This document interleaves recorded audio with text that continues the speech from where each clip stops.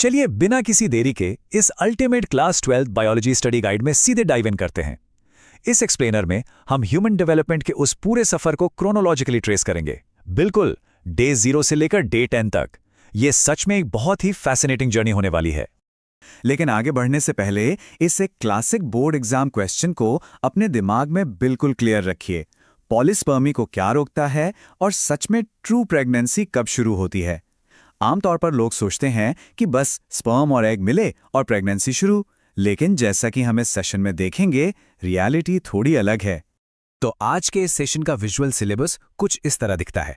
हम शुरू करेंगे फर्टिलाइजेशन से, उसके बाद क्लीवेज और मोरुला फॉर्मेशन, फिर ब्लास्टोसिस्ट स्टेज में एंट्री, प्रोसेस ऑफ इम्प्लांटेशन और आखिर में कुछ बहुत ही जरूरी टाइमलाइंस और एग्जाम टिप्स। ये structured breakdown high yield topics को मास्टर करने के लिए बिल्कुल परफेक्ट है। Section 1 fertilisation the starting line. चलिए बिल्कुल शुरुआत से स्टार्ट करते हैं, यानी डे 0। ये ह्यूमन रिप्रोडक्शन की एब्सोल्यूट स्टार्टिंग लाइन है। यहाँ सबसे क्रूशियल पॉइंट ये है कि मेल स्पर्म और फीमेल ओवम का ये फ्यूजन स्पेसिफिकली कहाँ होता है। ये होता है फेलोपियन ट्यूब के एम्पुला रीजन में।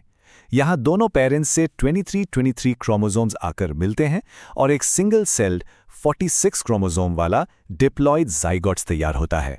बेसिकली दोनों का जेनेटिक मटेरियल कंबाइन हो जाता है। Section 2 cleavage and morula formation. अब जो बात सच में इंटरेस्टिंग है वो ये कि फलोपियन ट्यूब से नीचे आते वक्त ये सिंगल सेल आखिर ट्रांसफॉर्म कैसे होता है।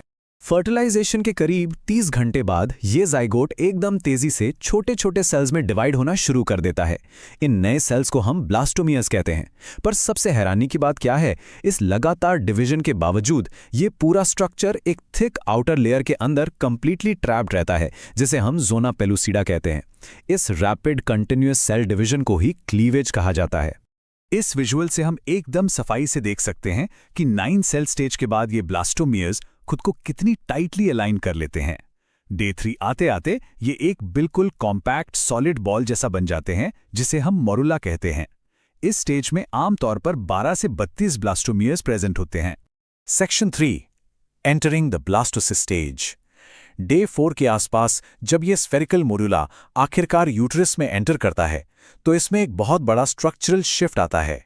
यूटेरस में आते ही यूटेरिन फ्लूइड इस मोरुला के अंदर सीप इन करने लगता है और एक कैविटी बनाता है, जिसे ब्लास्टोसिस्टिक कैविटी कहते हैं। इस फ्लूइड की वजह से सेल्स 2 डिस्टिंक्ट और हाईली टेस्टेड हिस्सों में डिवाइड हो जाते हैं। पहला आउटर लेयर यानी ट्रोफोब्लास्ट, जो आगे चलकर प्लासेंटा बनाती है और न्यूट्रिशन देती है, और दूसरा एम्ब्रियोब्लास्ट यानी इनर सेल मास, जो आगे चलकर एक्चुअल एम्ब्रियो बनता है। इस डायग्राम को ध्यान से देखिए। यहाँ बिल्कुल साफ है कि ग्रीन कलर का इनर एम्ब्रियोब्लास्ट और पर्पल कलर का आउटर ट्रोफोब्लास्ट ब्लास्टोसिस्ट के अंदर किस तरह पोजिशन्ड है। जब ये ब्लास्टोसिस्ट यूटेरस में फ्लोट कर रहा होता है, तो इसको अपना पूरा नरिशमेंट डायरेक्टली यूटेराइन ग्लैंड्स के सिक्रीशन से मिलता है।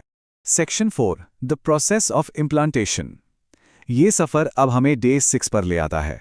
ये एक बेहद क्रिटिकल विंडो है, क्योंकि अब इस ब्लास्टोसिस्ट को यूटेराइन वॉल के साथ अटैच होना ही पड़ेगा।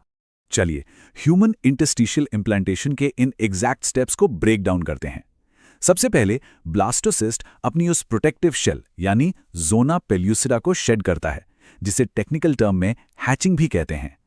इसके बाद ट्रोफोब्लास्ट तेजी से साइज में बढ़ता है और एम्ब्रियो खुद को पूरी तरह से यूटेराइन म्यूकोसा के अंदर धंसा लेता है, यानी बरो कर लेता है।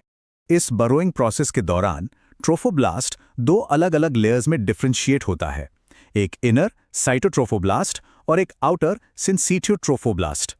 इस आउटर लेयर में फिंगर लाइक प्रोसेसेस होते हैं, जो मटर्नल टिश्यूज को इरोड करते हैं ताकि वहां से न्यूट्रिशन ड्रॉ किया जा सके। इस तरह पहले हफ्ते के एंड तक ब्लास्टोसिस्ट सुपरफिशियली इम्प्लांट हो चुका होता है। अब ये ध्यान रखना बहुत जरूरी है कि ये पूरा का पूरा बरोइंग प्रोसेस एक हार्मोन की बिल्कुल सही टाइमिंग पर निर्भर करता है, और वो है प्रोजेस्टेरॉन। यही वो हार्मोन है जो एंडोमेट्रियम को सॉफ्ट, स्पंजी और नए एम्ब्रियो को रिसीव करने के लिए कंप्लीटली रिसेप्टिव बनाता है। इसके बिना ये इम्प्लांटेशन प्रोसेस पॉसिबल ही नहीं है। Section 5 timelines and exam tips. Okay, तो चलिए अब तक हमने इस एक्सप्लेनर में जो कुछ भी कवर किया है उसे एक रैपिड फायर स्टडी गाइड में कंसोलिडेट कर लेते हैं, ताकि एग्जाम प्रेप और पक्की हो जाए। इस टेबल का जरूर एक स्क्रीनशॉट ले लीजिए। ये एग्जाम प्रेप के लिए एक बहुत बड़ा हाई यील्ड टूल है। ये टाइमलाइन और स्पेसिफिक एनाटॉमिकल लोकेशंस को बिल्कुल परफेक्टली कॉन्ट्रास्ट करता है, जैसे कि फर्टिलाइजेशन फिलोपियन ट्यूब में होता है जबकि इम्प्लांटेशन यूट्रस में। डे 0 और डे 10 के बीच का ये लोकेशन शिफ्ट नीट और बोर्ड एग्जाम्स के लिए एक बहुत मेजर फोकस एरिया है। एग्जाम में आमतौर पर होने वाली कुछ कॉमन गलतियों से हमेशा बचना चाहिए। याद रखें, ट्रू प्रेगनेंसी मेडिकली तभी मानी जाती है जब इम्प्लांटेशन पूरी तरह से सक्सेसफुल हो जाए, जो कि डे 8 और डे 10 के बीच में कंप्लीटली खत्म होता है। और हाँ, सॉलिड मोरुला और हॉलो ब्लास्टोसिस्ट के बीच का डिफरेंस हमेशा दिमाग में क्लियर रखना चाहिए। हम इस स्टडी गाइड को इस क्लासिक लॉन्ग फॉर्म क्वेश्चन के साथ यहाँ रैप अप करेंगे। क्या आप बिना देखे आप आसानी से डिस्क्राइब कर सकते हैं कि ट्रोफोब्लास्ट इम्प्लांटेशन के दौरान न्यूट्रिएंट्स कैसे प्रोवाइड करता है और प्लेसेंटा फॉर्म करने में इसका क्या प्रिसाइज रोल है? इस बारे में सोचिए, अपने कॉन्सेप्ट्स को स्ट्रॉन्ग रखिए और अपनी शानदार लर्निंग को ऐसे ही जारी रखिए।